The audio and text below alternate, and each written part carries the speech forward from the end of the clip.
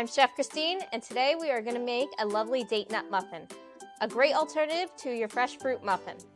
We already have our water already boiled. We want to turn the heat off and add in our dates.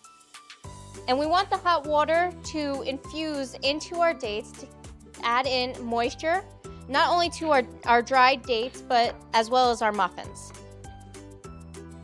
We want to just give that a nice light stir. As that comes to room temperature, we're going to start making our batter. We're going to add in some all-purpose flour into our whole wheat flour. We also have our sweeteners. We have some granulated sugar, and of course some brown sugar.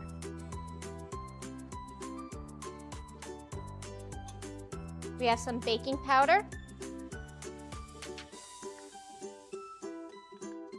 salt. Now we also have some chopped nuts. You could always reserve some whole nuts just to add for a garnish on top.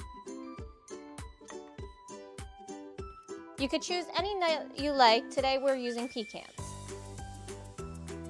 We also have our egg. I'm going to just add one egg in, as well as our oil.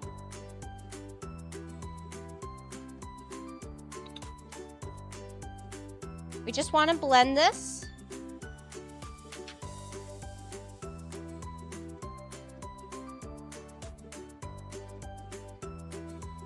So now that our batter is starting to come together, we're going to add in our cool water and dates.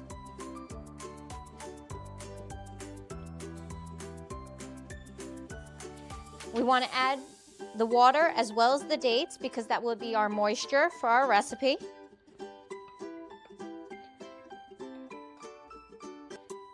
You want to just mix the batter very carefully. You don't want to overwork it. Now that it's all blended very well, we're going to take a nice ice cream scoop.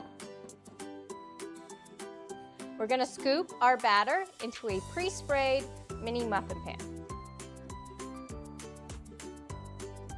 Now we're going to take our remainder of our nuts and we're going to nicely place